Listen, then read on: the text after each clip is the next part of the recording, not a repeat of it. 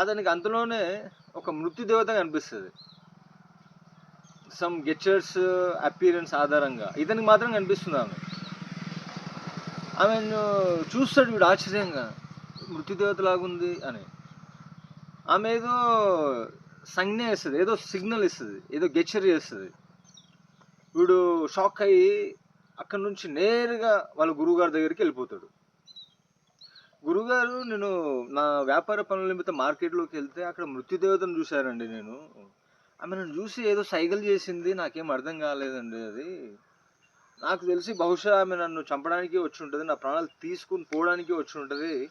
So నేను ఇక్కడ ఉంటే చాలా ప్రమాదం అండి, నేను గుర్రాన్ని ఎక్కి సమర్కండ్కి వెళ్ళిపోతా అని వాడు ఉన్న ఫలంగా గుర్రం ఎక్కి సమర్కండ్కు చకచకా వెళ్ళిపోయినాడు.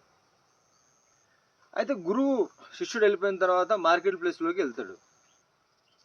వెళ్ళి ఆ మృత్యుదేవతను అడుగుతాడు, ఏమైంది, మా శిష్యుని చూసి ఏదో గెచ్చర్స్ చేసినావంట అంటే, నేను ఆయనకి ఏం సంజ్ఞలు ఏం చేయలేదు. నిజానికి నేను ఆశ్చర్యపోయినా, ఎందుకంటే విధి ప్రకారము ఈరోజు సాయంత్రము అతను నేను సమర్కండ్లో కలుసుకోవాలి, కానీ అతడు ఇక్కడ మార్కెట్లో తిరుగుతున్నాడు. అతను సమర్కండ్కి ఎప్పుడు వెళ్తాడు, నేను అతని ప్రాణాలు తీసుకోవాలి అని నేను ఆశ్చర్యపోతున్నా. కానీ దురదృష్టవశాత్తు ఏంటి, వాడు ఆ మృత్యుదేవతను చూసి గురువుగారి దగ్గర ఉంటే కొంత ప్రొడక్షన్ అని ఉండేదానికి, మరణము అనే బాధను తప్పించలేకపోయినా కానీ ఆ పెయిన్ తెలియకుండా ఉండేది. వాడు ఇమీడియట్లీ గుర్రం తీసుకొని సమర్కండ్కి వెళ్ళిపోతాడు. అక్కడ మృత్యుదేవత ముందర ప్రత్యక్షం అవుతుంది.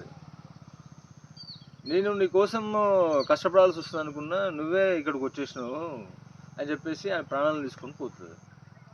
అంటే డెస్టినీని ఎవరు తప్పించలేరు. పాయింట్ నెంబర్ 1, కొన్నిసార్లు మనం దేని చూసి అయితే భయపడతామో అదే మన గమ్యం అవుతుంది.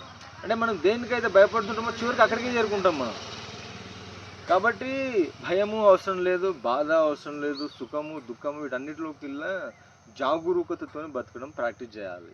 అవేర్నెస్. యాక్చువల్లీ డెత్ అనేది లేదు.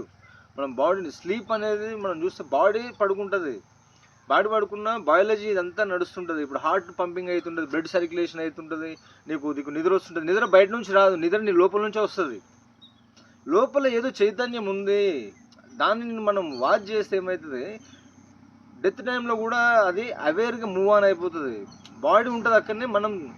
నేను చాలాసార్లు ఎక్స్ప్లెయిన్ చేసిన, బాడీ పడుకుని ఉంటుంది, నేను అవేర్గానే ఉన్నా, బాడీని చూసుకున్నా.